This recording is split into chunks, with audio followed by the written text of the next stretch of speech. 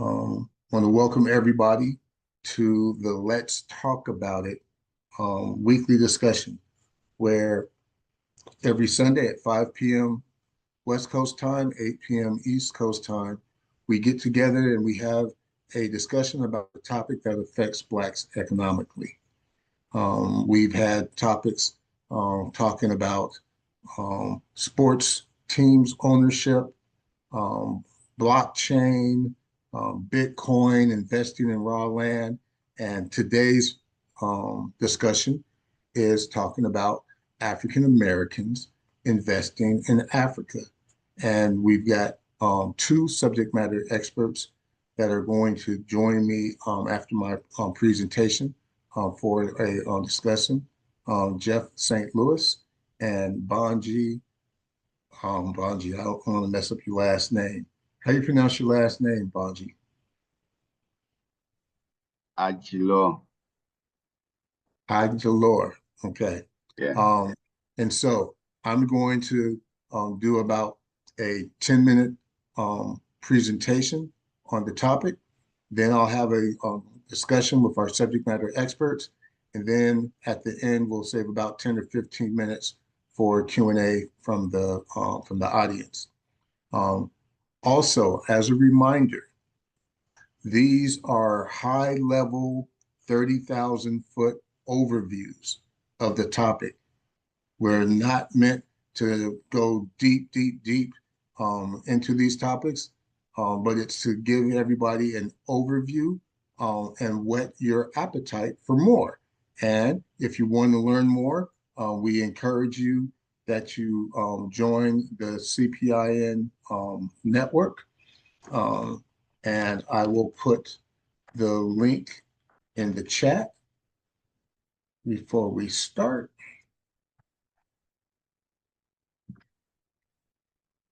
Does everybody see that in the chat, the link? Yes. All right, good. So with that, let me share my screen and let's start.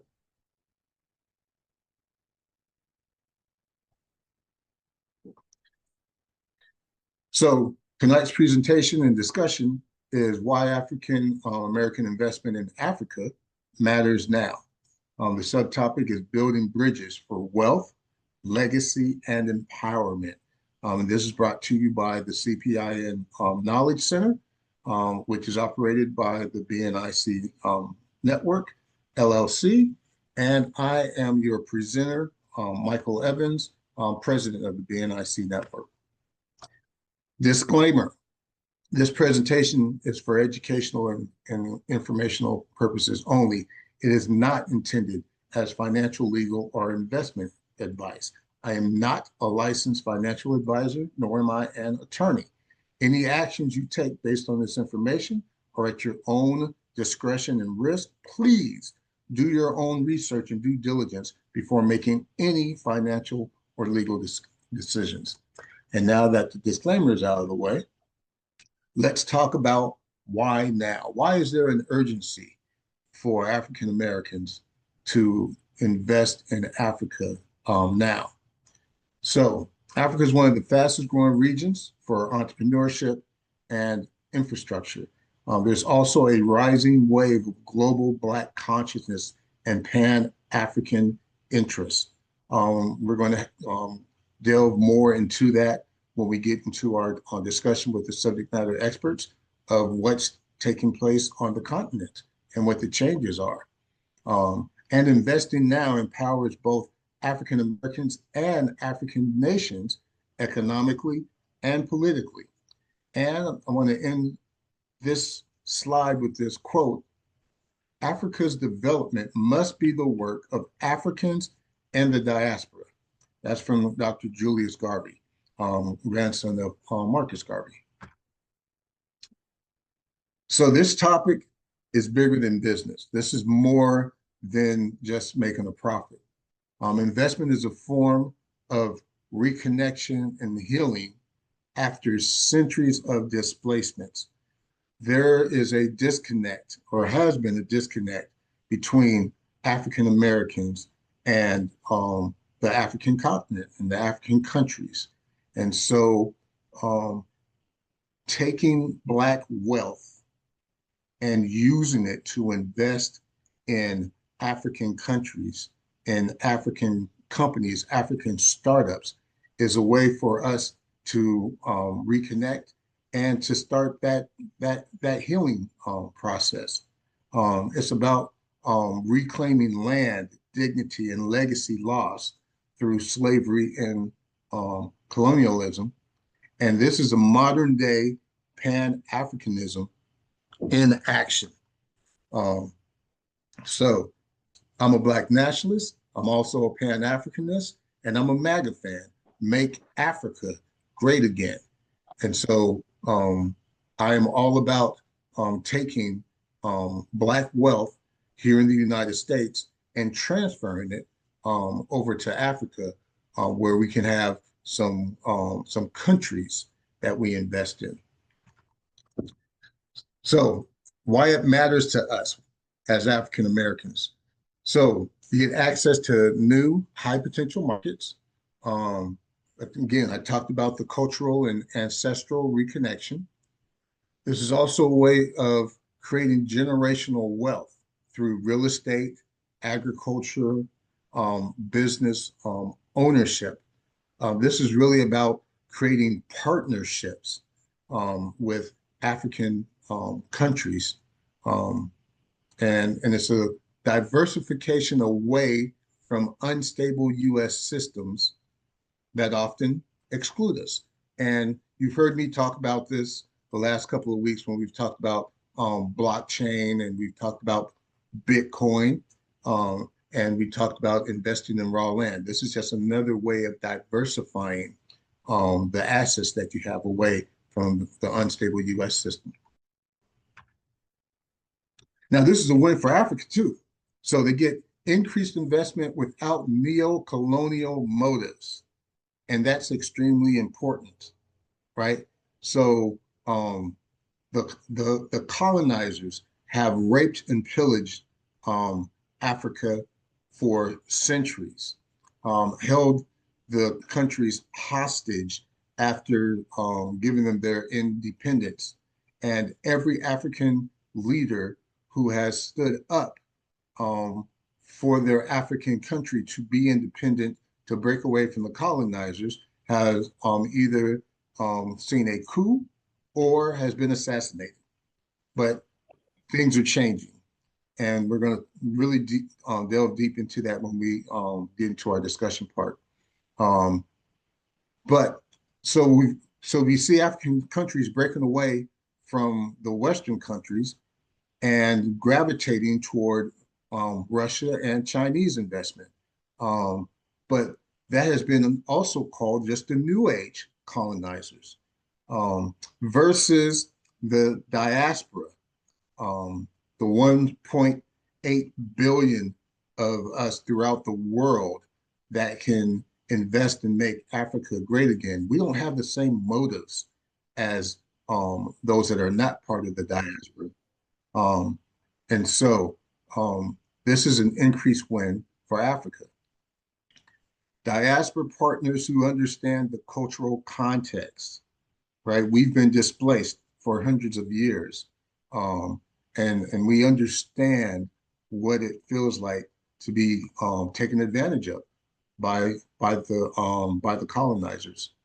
So we have that cultural context. There's also skill and knowledge sharing, where we as African Americans, being the tip of the diaspora spear, we're able to share our skills and our knowledge by interacting and investing with African companies. And then it creates strong ties across the African diaspora. It truly gets us to belonging to that one large group, which is the African diaspora. So where to invest? What are the opportunities? And this is just a short list. So there's agriculture. You got farming, food exports, sustainability, You got real estate. Real estate is booming in both raw land, housing, commercial development, renewable energy. So Africa gets to leapfrog technologies. Um, so it's doing that in renewable energy, solar, wind, and water infrastructure. It's also doing it in technology. Instead of going from no phone lines to landlines to 3G, 4G, 5G, they're going directly to the latest technology. Um, and so you see that big in mobile banking and in e-commerce. Um, and then there's tourism and culture, which is huge. But it's up to um, us as part of the African diaspora to make sure that um, that the correct story is being told. Not the colonizers, not the Western countries' version of what happened, but that the version from the African diaspora. And so this is just a small list of where to invest. Here's a tip: start small and build on local partnerships. So they say that land is legacy. Now, we talked last week about how land was historically denied to Black Americans. And now we can reclaim that power abroad. We can get into partnerships with Africans on the continent to where we can have some land ownership. Raw land in Africa is affordable.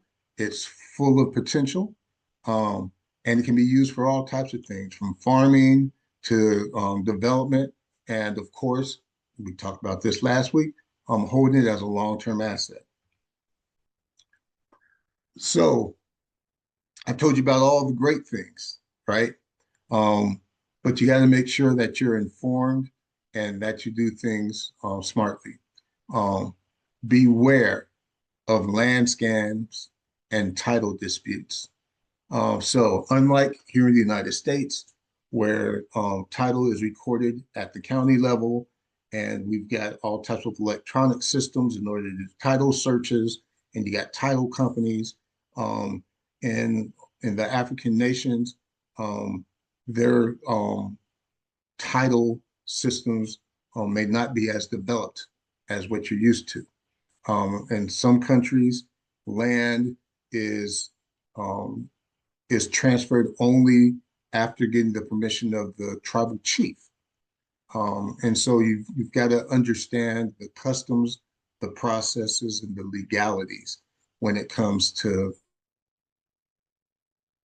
are some that are unscrupulous and will try to scam you, just like it is here in the United States. And so you got to do your due diligence regarding land scams and title disputes. Government instability in some countries. And so even though there is a wave of change going across the African continent, well, when it comes to getting rid of bribery and ushering in new governance, you still have to be conscious of the government instability in some of these countries and how that's going to affect your ability to do business.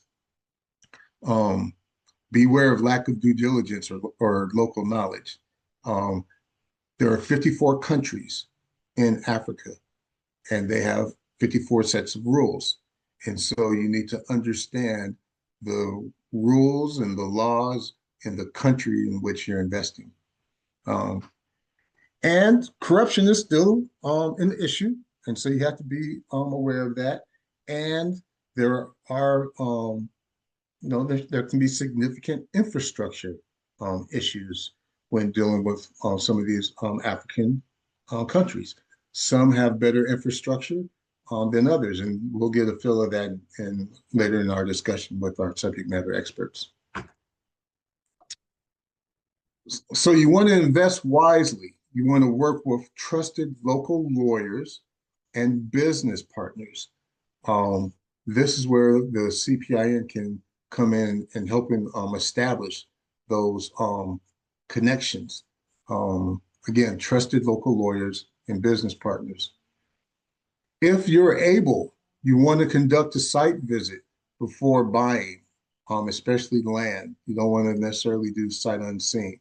If it's impractical for you to take that visit to Africa, then you want to make sure that you're connected through a network of reliable and trusted advisors and network partners who can be your boots on the ground. And so we are establishing those connections. And so when you invest through one of our investment opportunities, you'll have the confidence in knowing that we've done our due diligence and that we're working with people that we can trust that are boots on the ground. You want to use diaspora vetted platforms. Um, and again, it's all about networking and dealing with reputable companies and having that, first connection or second connection to the boots on the ground. Of course, you want to start with CPIN education tools. And so we're going to be developing some courses around investing in Africa. We're going to be holding some online forums that you're going to be able to get access to if you're a CPIN member. And we're going to have more Zoom sessions where we can get into more detail. Again, this is just an overview, but we will have more Zoom sessions where we talk about very specific investment opportunities. So the tip to take away is that due diligence is your protection. So in concluding this presentation, the future is ours to build, and the future in Africa is here now. If you're not a member, you want to join CPIN's community. The Closed Private Investment Network is based on 3 pillars: community of like-minded people, education to have a financially educated community so that they can make better informed financial decisions, and then investments. We curate low risk, high reward investment opportunities for our members. You want to attend more Let's Talk About It sessions every Sunday at 5 p.m. West Coast time, 8 p.m. Eastern time. And when you become a member, you want to explore the CPIN Knowledge Center. And we're going to be rolling out community forums here within the next week or two. And we encourage you to bring at least 2 guests. We are in our soft launch phase right now, where if you join, membership is free and you'll get grandfathered in. But soon, as we grow, we're going to have different membership levels. And then those will be a free tier and some paid tiers. But bring at least 2 trusted people to the Sunday discussions so that we can start growing our community. And the closing quote for the discussion by Kwame Nkrumah is, "We must unite now or perish." All right. So that was the overview. Let's get into the discussion. And so I want to briefly introduce Jeffrey St. Louis and Bonji. I don't want to mess up your last name. That's all right. And so Jeff and Bonji, can you take about 30 seconds, give us a brief overview about what you guys do and why we should consider you guys subject matter experts when it comes to investing in Africa. And let's start with Jeff. Okay. Hi, my name is Jeff. I'm from Montreal, Canada. I'm part of the Black History. I'm one of the board members for the Black History, and I'm there since the foundation. And my past experience from the past, we've been investing in Africa in 2008, as early as a mobile banking solution. And we lost a lot of money because we were too earlier. And since that we invest in other projects. We are based more in we have done in Cameroon, Congo, Djibouti, Ivory Coast. It's more from the French side, and also I'm part also of co-founder of African Funding African, and that's it. All right. Thanks, Jeff. Bonji. Hi, everyone. My name is Banji Ajilore. I'm based in Lagos, Nigeria. Can you hear me? Yes, we can hear you. Oh, great. My name is Banji Ajilore. I'm based in Lagos, Nigeria. Professionally, I trained as a lawyer in Nigeria and studied in the United Kingdom and lived there for a while. I am the managing partner for a business advisory firm, also based in Nigeria, Pinnacle Business Solutions Limited. We provide business advisory, and we've been doing that since 2016. This is our ninth year in business. I am an angel investor myself. I provide advisory support services to tech-enabled businesses in Nigeria, in Kenya, in South Africa, and we also help to facilitate funding for some of these businesses. I have over 17 years professional training experience working in the UK, Ghana, and Nigeria, of course, in the area of contract and procurement. In terms of advisory, I've got over 10 years providing business advisory directly for small and medium enterprises, including tech-enabled business founders. All right. Thank you. So I've got a series of questions that we're going to use to spark this discussion. And so, and we've got two different perspectives. We have Jeff that will give us an actual investor's perspective, and Bonji that will give us the business advisory perspective of boots on the ground. And so the first question to you guys is, where do you see the greatest opportunities right now for African Americans to invest in Africa, and why? And Jeff, I'll give that question to you first. What we're doing right now, most of the investment we see, you do have big project and small project.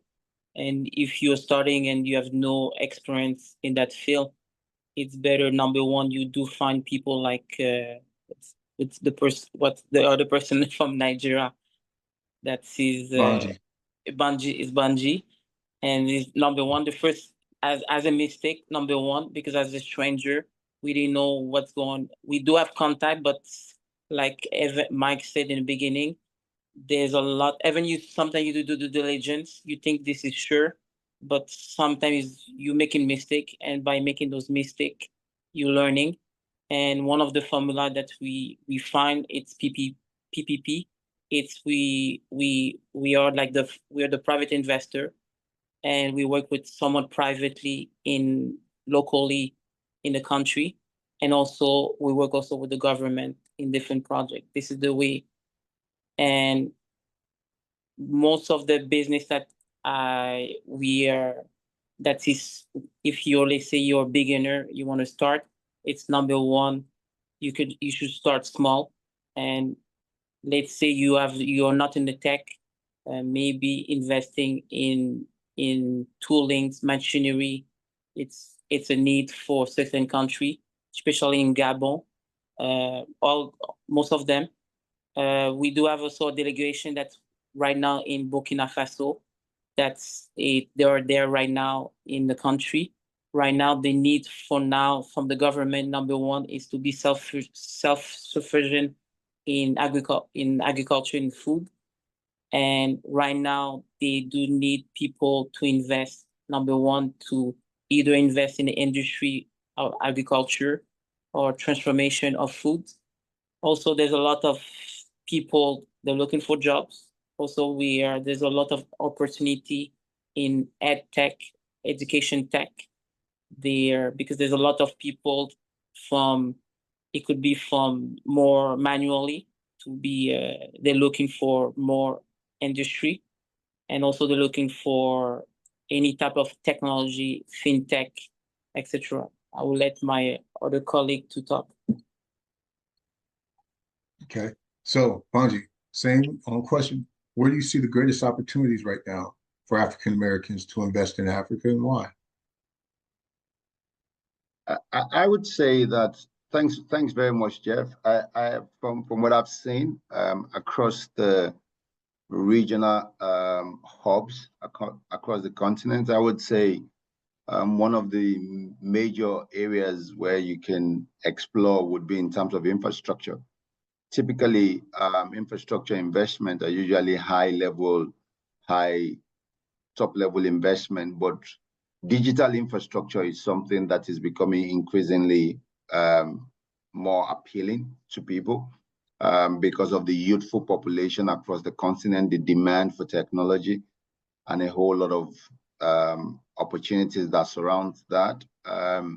Secondly, I would say agribusiness.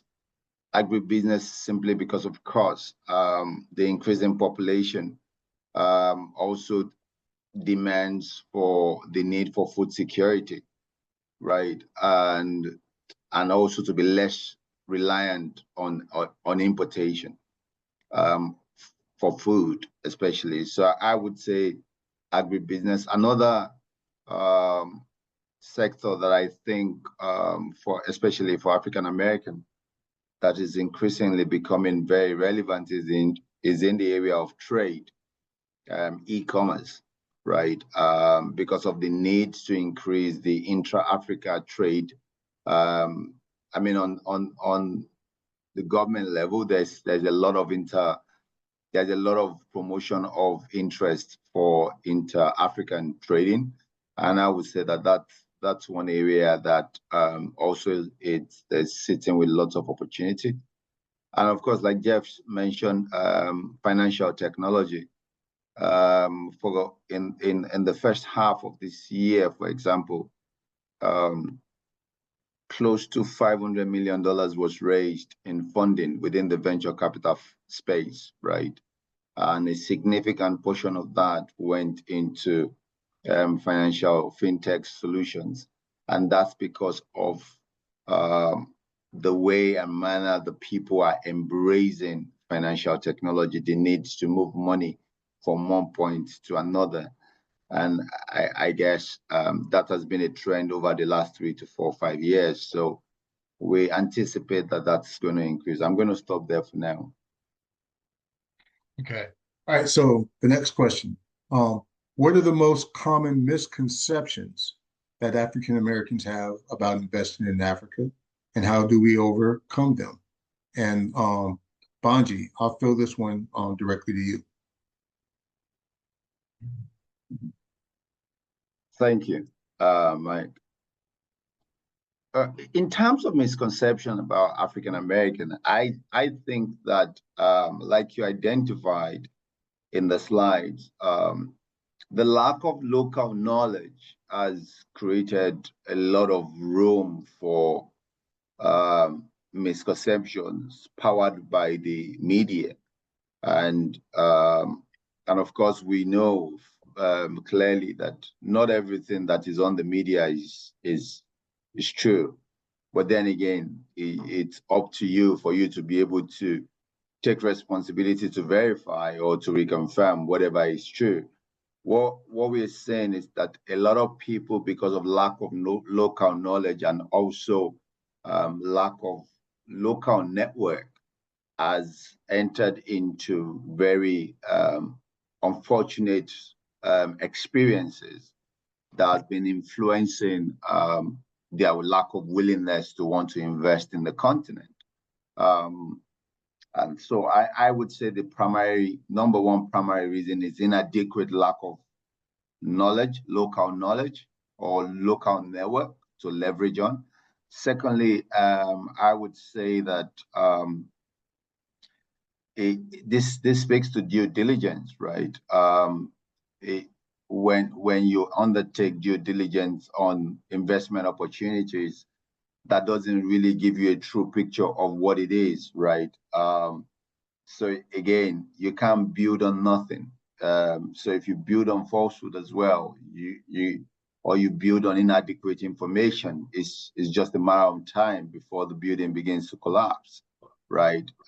It's the same with investment as well, with respect to due diligence. There's beyond the legal due diligence, there is the commercial due diligence, there is the technical due diligence that a whole lot of potential investors may not have the luxury to consider, simply probably because of their ticket sizes, or of course depends on the level of willingness and their risk appetite as well.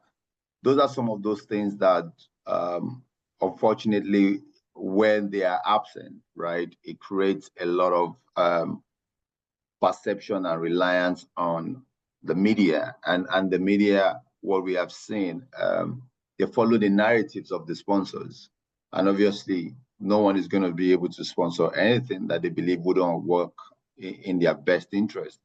But from my experience working with investors internationally, people who are taking the bold step to want to take a dive, including those who have even ventured to even visit the continent, their experience after the visit, or their experience with the right set of people at the initial stage, they tend to come with a completely different mindset afterwards, right? And that's not necessarily because they've exited or they've seen the returns on investment, but it's just generally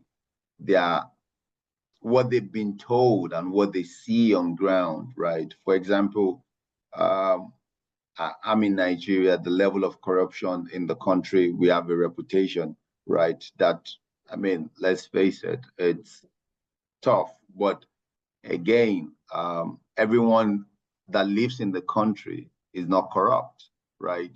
The fact that you have corrupt systems, corrupt people, doesn't make everyone in the country corrupt, you know. So sometimes some of those misconceptions, when people deal with you, they immediately wear their guards, right? Because of course their perception is, you know, if you come here, they're gonna pick your wallet, they're gonna, you know, steal your phones and all of that. But until they've spoken to someone who's been on ground, or someone who's had that experience before, they can have some sort of a different opinion. Gotcha. And so, Jeff, so given that you're Canadian, but that you've invested in Africa, and you deal with Americans, can you give us any perspective based on your experience on any misconceptions that African Americans have about investing in Africa? I think Benji, I've seen most of it, because based on the narrative from the news, we say Africa is very poor. They will steal your money, blah blah blah, and there's a lot of corruption. This is most of the narrative that's it's outside you're getting from, and now everything is starting to change. And now there's a lot of people from the diaspora. What they do, they have this as a business, and they use I can I said they're trying to accompany. They're trying to, let's say you have no. They are those people are from US. They're from UK, and those people they're trying to make a change in those narratives, and they explain to you how everything works, what you should do to not be getting in trouble or get, and by having more business like that, it will change the consumption of what's going on in different countries in Africa. Okay. So Jeff, what are the top 3 legal or due diligence steps for first-time diaspora investors should take before putting money into land or business ventures in Africa?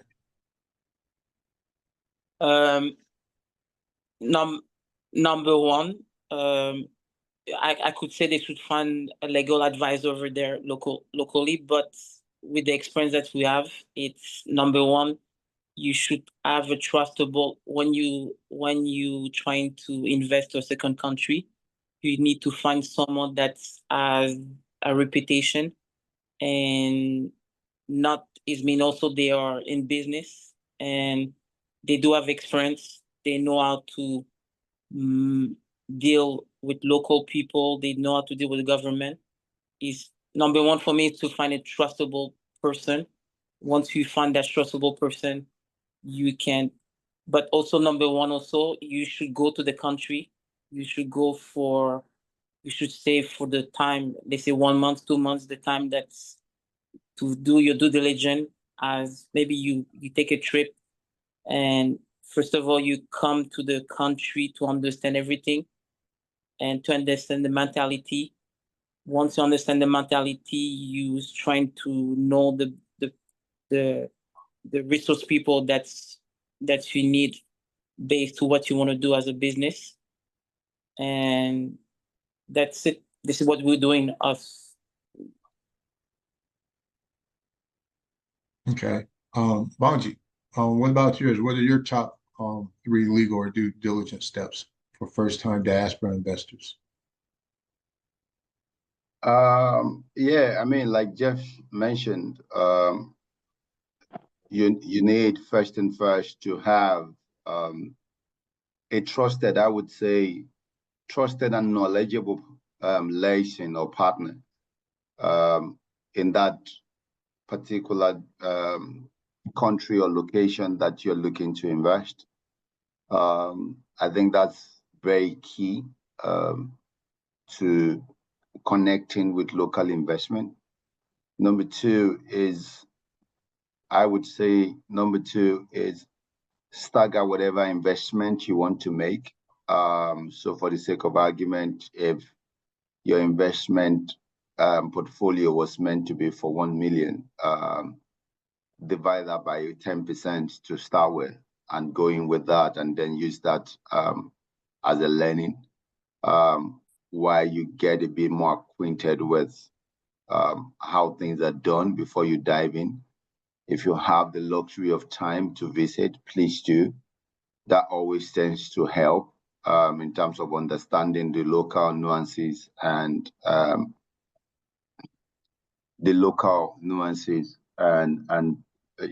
vulnerabilities as well. In terms of due diligence as well, I would say that in addition to legal due diligence, which is usually more of documentation, you should undertake what we call technical due diligence. For example, when people give you documentation and all of that to say, this is where we are, this is what we do, and this is how long you've been doing that. Getting to go over and above with the technical due diligence by checking, or you have a warehouse. Can I get somebody to come confirm the warehouse? Where that's situated? Who's done business with you and all of that, right? I think that second layer, multi-level verification in terms of due diligence also can strengthen someone from the diaspora, right? Strengthen your confidence a little bit at the point of investing. But more than anything else, I think the number one thing again in terms of investing in Africa is, after you've done all of that, you've identified the opportunities, you've identified the potential ones you want to invest in. It's also critical to know who is the person behind it, who is the person who is who is the point man for that venture or for that business that you're, what reputation do they have? Online presence aside in the industry, who knows them? Or what sort of news do you know about them? I would say also sometimes people don't leverage organizations like the Chambers of Commerce and Industry, right, to be able to know more about people, just to be able to get some level of credibility. So, I mean, associations can also help because it helps you to sort of know how is this person traceable in the event that things go south, right? Who can be accountable for them, right? Yeah. Can I Go can ahead, I add Jeff. some to what you have said? Also, sometimes you said we need to get more when you do technical due diligence. Sometimes one is not enough. You may have to do, if you have a doubt, maybe do a couple of times, because we got a problem in Congo, and there was a lot of people. There were like almost 40 people. There was like almost all together, and sometimes you have to be careful. You have to be careful because it was one of my friends. He invested more than $1 million over there, and he lost. And you have to be careful. Like he said, you go to multiple channels, not only to one channel. Well, so you guys have given some great advice, great discussion. And I see in the audience two women who are American who have actually invested in Africa. And so I'm going to ask Sally Holmes, who's actually also a part of the BNIC network, to talk about her experience of investing in Africa. Sally, are you able to come off of mute and tell us about your experience?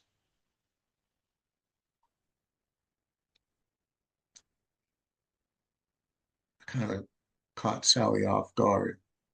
Um, so let's ask Nanette. So Nanette, are you able to join the discussion and tell us about your experience of investing in Africa?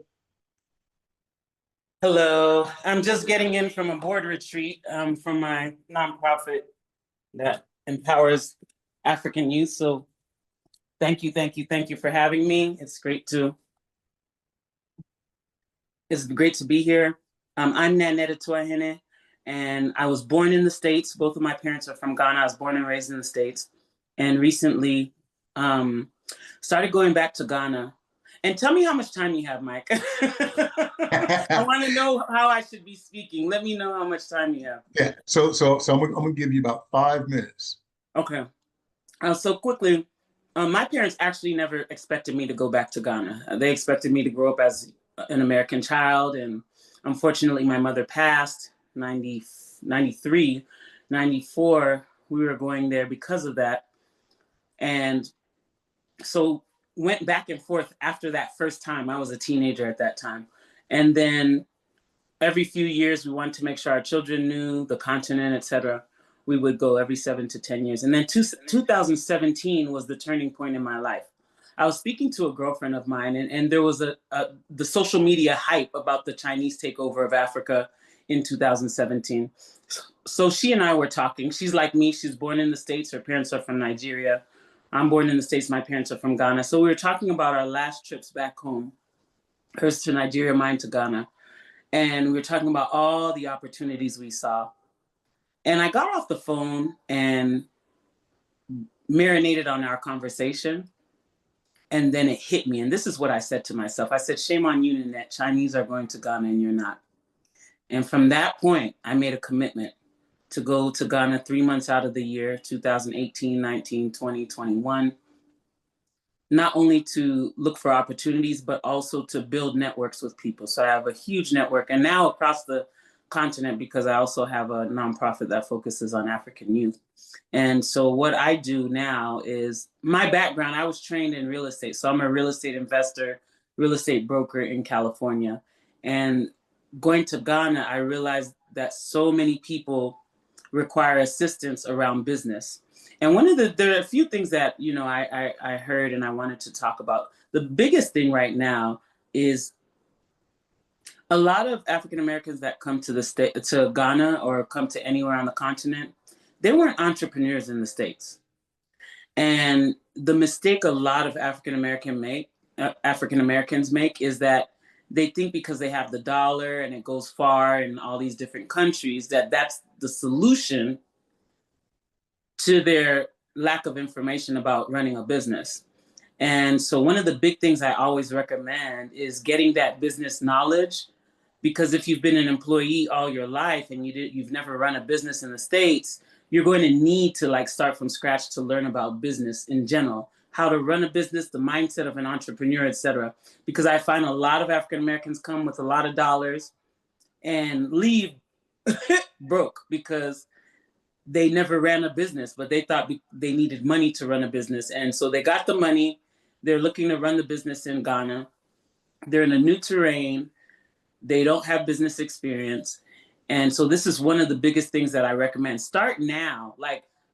It's so easy to get information these days. If you've never been an entrepreneur, a successful entrepreneur running a business for years at a time, start there. Start really getting to know what it takes to become an entrepreneur, so that when you go to any of these countries, at least you have that foundational knowledge. And then second, I recommend everyone go and travel a few times and make the commitment. I had to make a commitment. I was raising 4 children. I didn't know how I was going to afford it, but because I made the commitment, I went every year by hook or crook, and things worked out somehow. So I want to let you know, a lot of this is mindset.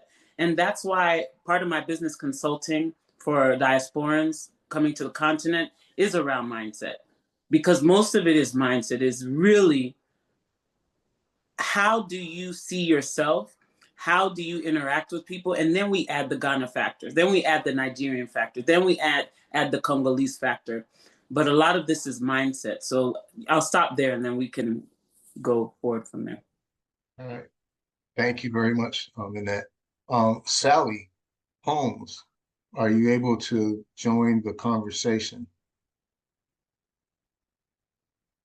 Yes, good evening. How are you? How are you guys?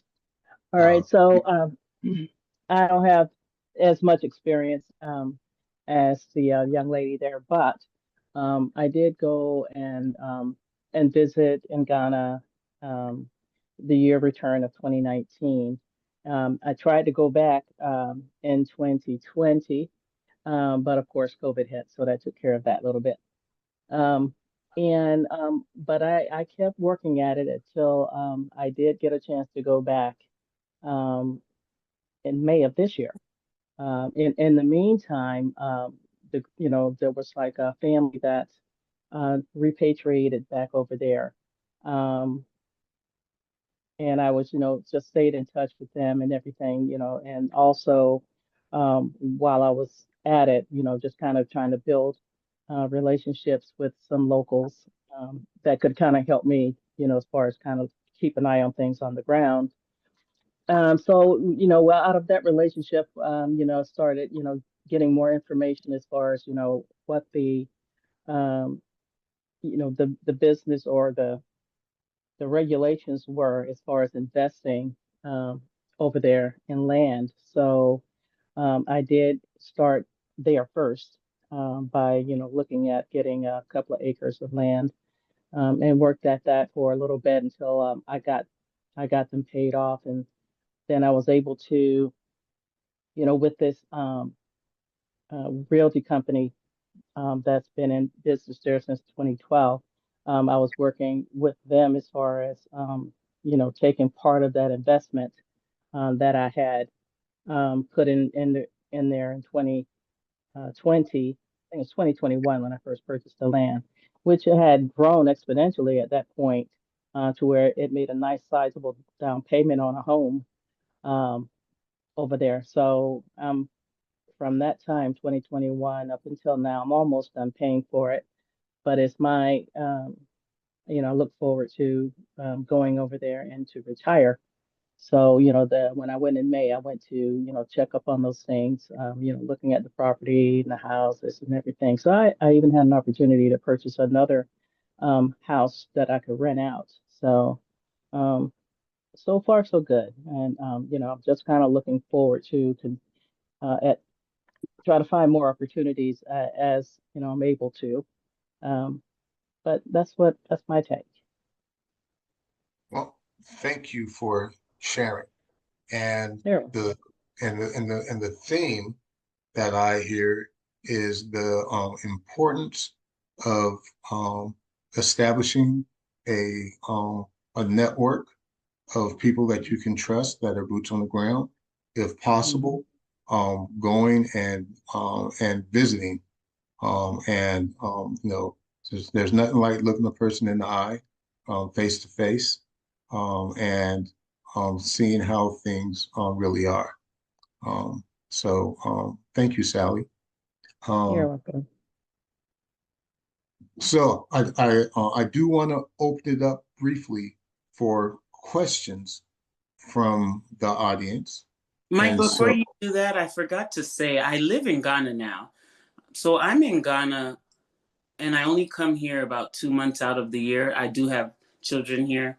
My youngest just graduated from Howard University. You know my daughter, Mike. So I came back for that. So I'm here like 2 to 3 months out of the year. I live in Ghana the rest of the year. I also do work in Rwanda. I've done work in Uganda, Nigeria, because I have a nonprofit called Converge for Africa. And the mission is to educate, empower, and equip African youth to become economically self-sufficient. So we had our first annual conference in Kigali, Rwanda in November. 14 African countries were represented. We're getting ready to do our second conference. So there's a lot going on. And so I think we'll have to maybe have another session to talk about everything that's happening. oh, definitely, definitely. But I do want to open it up for questions, if anybody has any.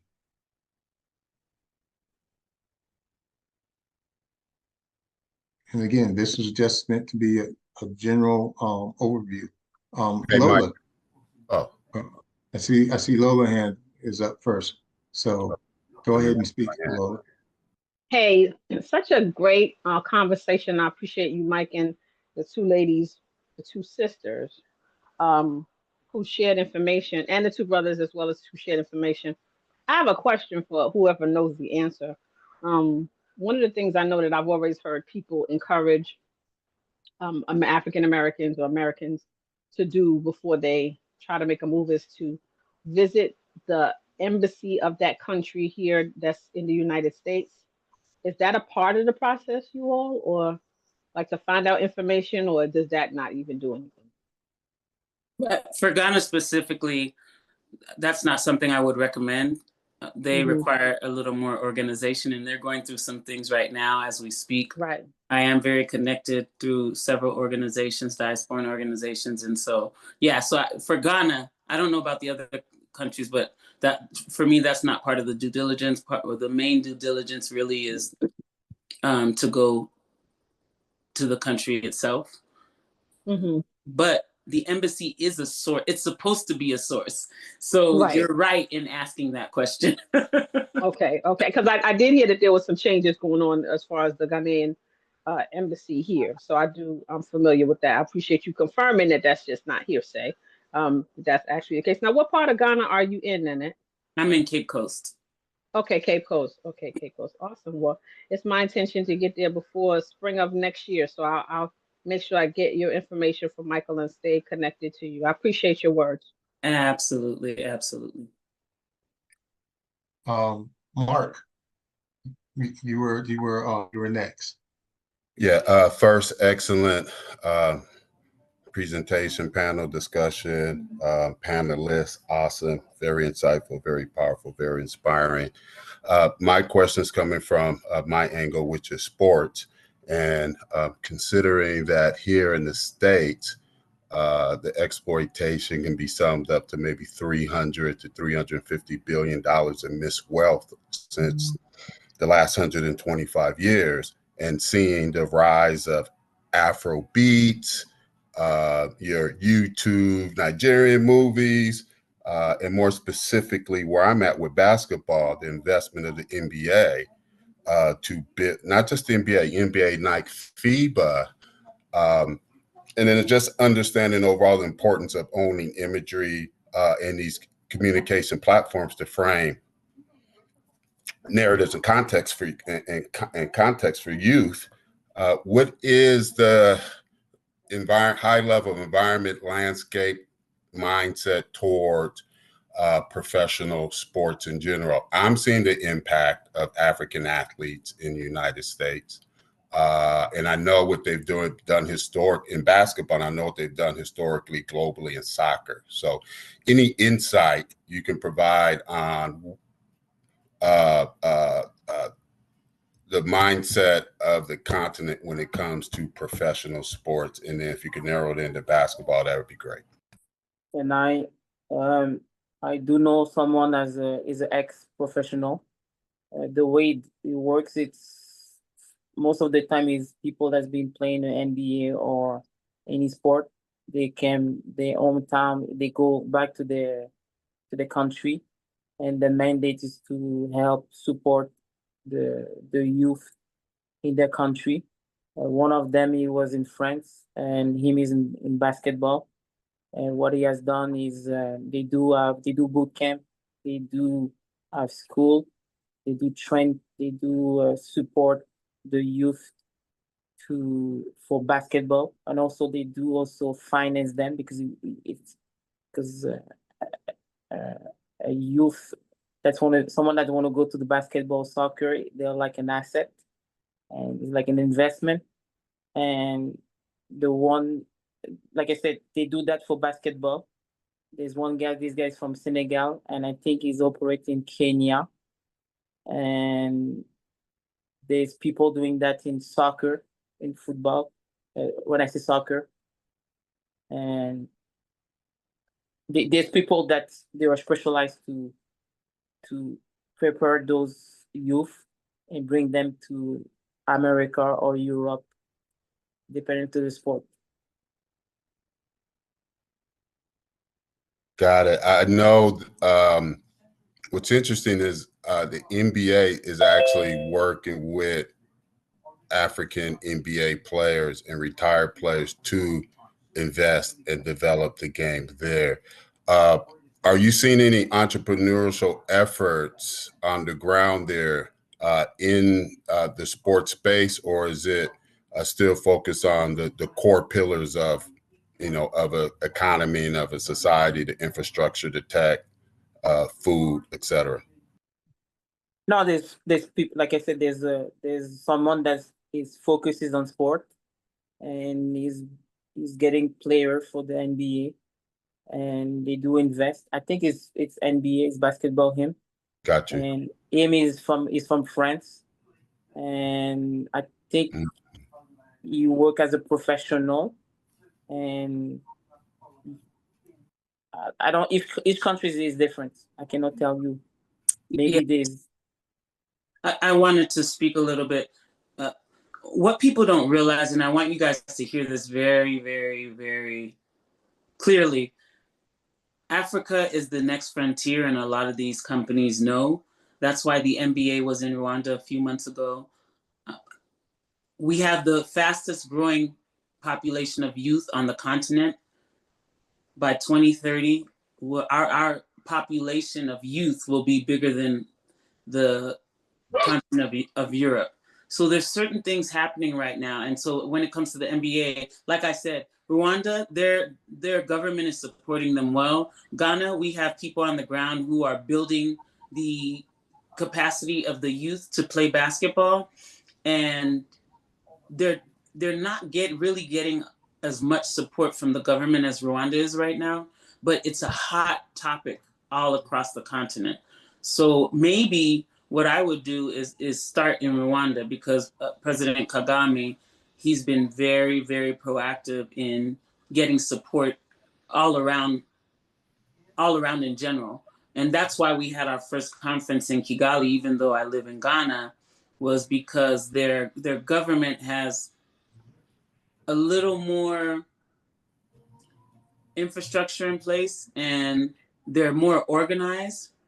And so that's what I would recommend. I would recommend going there and talking to them, and then maybe you can make your way into the other countries. But I do have contacts in Ghana that are working with youth around basketball to build their capacity.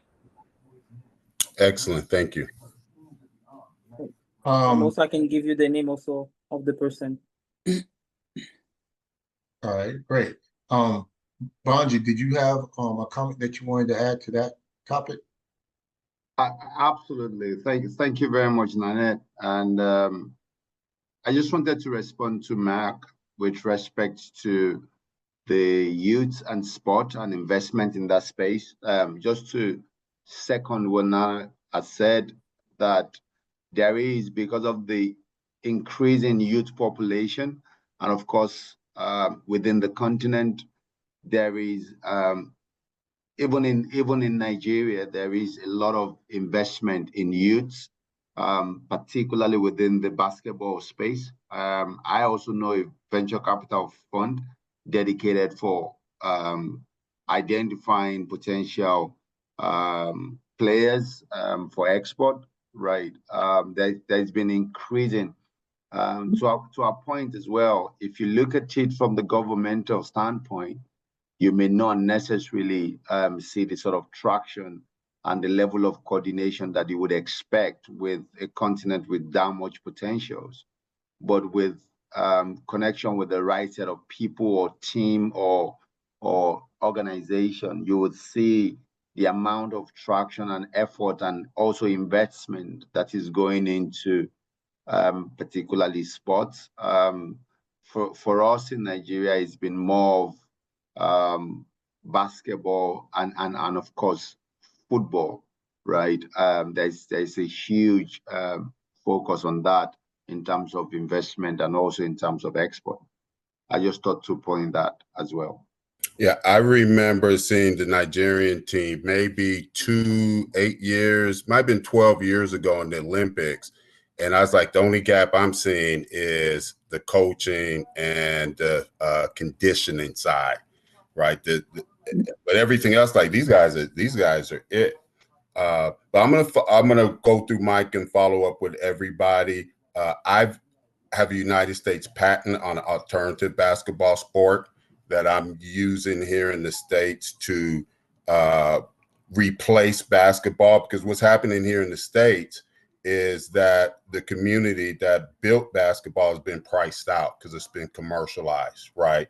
So now we're 75% of the basketball players going to college were first generation and came from quote unquote the hood. That number is down to 25%, with the majority of basketball players making it to the NBA out of the United States now a second, third generation college pro, and that bridge is no more accessible to a community here in the States. So there's a market opportunity there on one end to create an alternative development platform. We're leveraging blockchain technology to allow them to own their highlights from the beginning. So we're flipping the script on its head. And hearing what I'm hearing was taking place on the continent of Africa, this business model would work for a group, right? Because we don't need them all. We would like them all, but a group of young people who want to pursue the sport of basketball, and we can structure it in a way where we actually can help them monetize their participation so they don't have to be sponsored. Their participation creates that opportunity, and then everything above the cost of the participation they get to keep, because we're monetizing the content as kids and give that money back to the families. Thank you, Mark. For CPIN members, there's actually an investment opportunity where you can invest in Mark's company. So make sure that you log into the website, go to investment opportunities, and you'll see it under convertible debt. Leroy, I wanted to give you the opportunity to ask your question. Yes, I will be very brief. It's probably not a question, it's more so of a statement. I was this young retired professor who had discovered my ancestral connection to Ghana in 2010. And between 2010 and 2019, I traveled to every region of Ghana and laid my head in every region of Ghana. Met with chiefs and others. I think my family was the second family that connected their family of the descendants who were able to return and find their blood relatives. So an American going there and through DNA testing, finding a relationship. And in 2016, we had a family reunion. Wow. Of the American side with the Ghana side. But I did that, and as a retired professor, my goal. Well, first of all, let me just say this: this session, I really wish that I could have had prior to 2010. I went there with money in my hand and wanting to contribute to the education in every region of Ghana.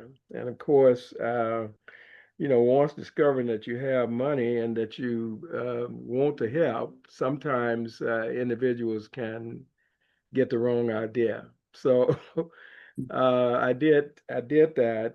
Did utilize through a family that I was staying with. Invested in granite to help to build roads and things of that sort, hoping that the income would be generated so that I could fund schools in each one of the regions. That did not work out, but one of the reasons why it did not work out is because I did not have the education that I've received on this evening. And number two, they knew I had a good heart. I didn't speak the language and all, but I was living with a family that I really thought that I could trust, who happened to be a preacher. And they fed me good. I ate good every day. And I went back and forward and back and forward. But I built a board structure throughout Ghana. But that family convinced me, you don't need that board. We have a family business as granite, and we can generate all the type of income that you need. You can support all of the institutions and all. And so I was able to connect back and try to resolve the issue through different church organizations and structures and even government.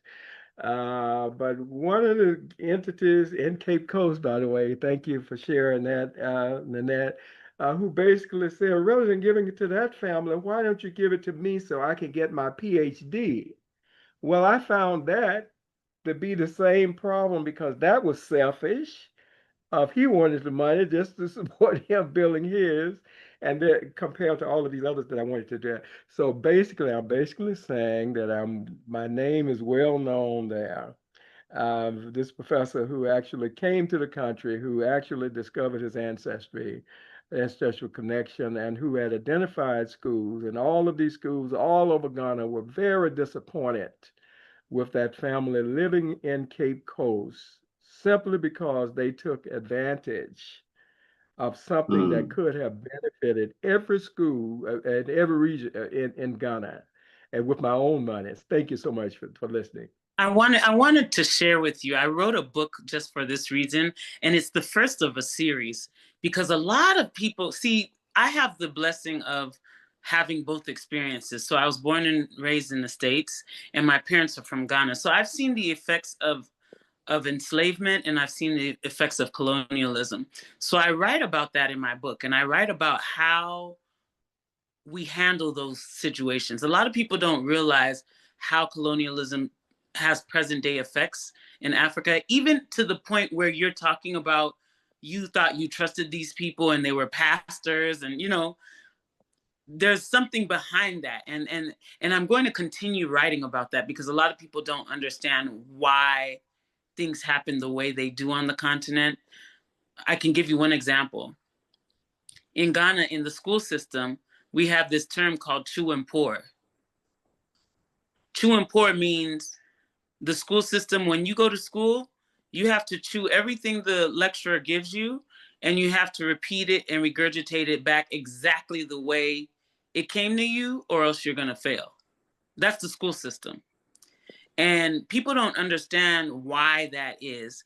And I do, because I tell people I grew up around revolutionaries in the United States, because we don't realize that African Americans are the revolutionaries for the rest of the diaspora that got everything started. So because of the revolutionaries here that are in the belly of the beast, and they know so much more about how everything works, I grew up around that. So I have a different eye than probably an average Ghanaian has, just because I grew up in the States and I grew up around the revolutionaries. So when we talk about chew and pour, what I learned about that is that our educational system to this day on the continent is a colonial education. And so that means that you're not taught to be an inventor, you're not taught to be an innovator, you're not taught to be a producer, you're not taught to be an owner.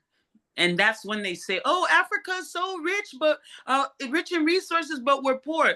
It's because your system is still the same system that was used to extract raw materials, as they should have, because they're the colonizer, right? And the whole point of a colony is to extract materials for the colonizer. So because we don't understand a lot of the things that are happening, that have happened and that have present day effects, this is why we keep having the problems we have, even on a basic level, running business together, etc. So I just say that to say that when you have that deeper understanding, then you know how to even interact with people when you're doing business. Excellent. Can I just say what to that? Right. You're so spot on with that, right? I lived in the United Kingdom for 6+ years. I haven't lived all my life in Nigeria. And because I was privileged to experience that world firsthand, I worked with the government, right? He exposed me to economic colonialism, even in this age. I was very educated. I went for my master's, right? But even at that, I saw the level of, what I would call second degree colonialism, which is still prevalent even in our education system.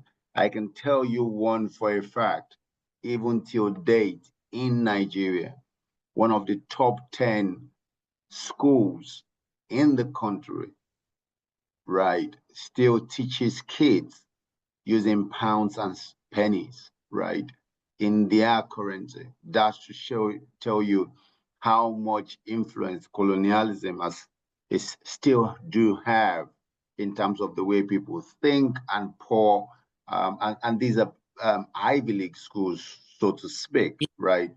Yeah, I mean, and the whole thinking and the agenda around it is all calculated right from the start, control the way they think, right? And so you can never underestimate the involvement or the input from African Americans in the diaspora that are interested in changing the game.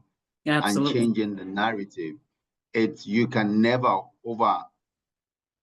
underestimate what impact that would mean, because of the genuineness in terms of interest, in terms of also, curriculums and support structure that you will put in place that is designed not necessarily to colonize, but to be able to improve, to fine tune, and to build people.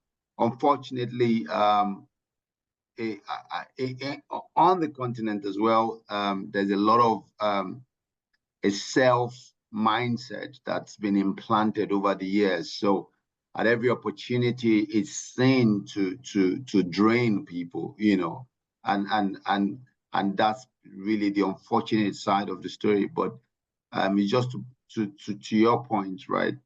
in the educational system, there is still, even in the economic system, there is still a lot of absolutely same playbook, even in terms of for people like myself, yourselves, who's been privileged to see both worlds. You could see it, you could almost feel it, but to convince people that that's what's going on is really the challenge, and also to get as many people on board to join the campaign, to say that we can do this together, we can change the narratives one at a time.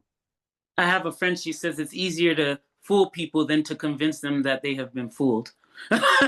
And so we can't convince a Ghanaian person that they've been impacted by colonization. So all I do is I share with people, how do you become an owner? How do you become a producer? How do you become an inventor? I mean, simple things. And that's why I work with the youth. Simple things like asking youth a question for them to answer versus dictating. That's part of critical thinking. That's part of becoming an owner, right?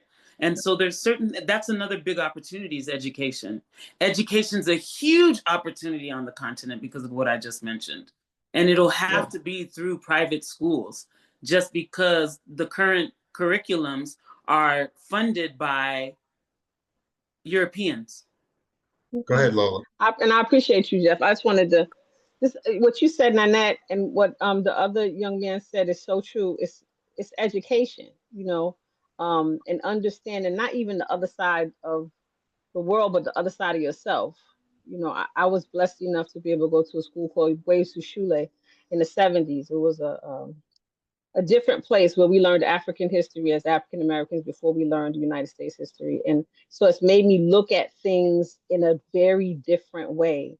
And having so many friends who are from the continent, what you said, Nanette, about how trying to convince them that they're not colonized, it's like, don't even try to do that. They're even things that are built into the culture that they think were always there, but were not always there. And so one of the things I love about these kind of conversations and what we're doing with CPIN is the education aspect, because I know what Michael intends for this to be. And this conversation today, we've had some great conversations, but to me, this conversation tonight was one of the most informative and I'm gonna say eye-opening conversations to me, and really, really talked about what people need to know before investing on the continent. So I really appreciate what everyone has contributed, because it's so powerful. All the different aspects may seem, whoever's still listening, may seem like they're disconnected, but they're not. Like, really, you all just really set a roadmap for how to do this and how to do it right. And I know that here with CPIN, we give you a platform to do it from. So thanks, Mike, for putting this together. And thank you, everybody, for sharing. I know I learned a lot tonight. I really, really appreciate it. Yeah, and I definitely want to thank our panelists. And if you guys could put your contact information in the chat, so that people can contact you. And so to summarize this overview of why Mike, before you do that, I want to encourage you. I don't need money from the book. I want to encourage you to read the book just so you can understand what's going on the continent. It's a short book. It's a short read. It's an ebook. Read it, because I want you to start really wrapping your head around what's going on the continent. And like I said, it's just the first in a series because there's so many topics to cover. So it's in the chat. Yeah, and this is the first in a series of discussions about why it's important for African Americans to invest in Africa. We as African Americans, we are the tip of the spear of the African diaspora. We have the money, we have the knowledge, we have the skill set. And where we go, we bring and create culture with us. And so it's extremely important for us to recognize our role in the African diaspora and to act accordingly. And so CPIN helps to be the infrastructure for allowing African Americans to come together that are like-minded, that have a Pan-African mindset, to pool their money together. And so when people hear this recording, they may have a desire to invest in Africa, but they may not have a lot of money. They may not have the money or time to go and visit Africa. But we are setting up the infrastructure to where they can participate by taking educational courses through the CPIN Knowledge Center, attending more in-depth discussions and the forums that we're getting to roll out, and to be able to pool their money as little as $100 to invest with other people into special purpose vehicles that are managed by people who have the right connections, who understand, have done their due diligence. CPIN and the BNIC network are risk managers first and foremost. We have two rules that we live by. First is don't lose money. The second rule is don't go to jail. So we're going to do things that are low risk, and we're going to do things the correct way. And so I want to thank everybody for spending about an hour and a half. This is only supposed to be an hour presentation, but there's a lot of interest and a lot of information to get out. If you want to hear more, definitely become a member of the Closed Private Investment Network. And I'm going to put that link into the chat one more time before we go. Again,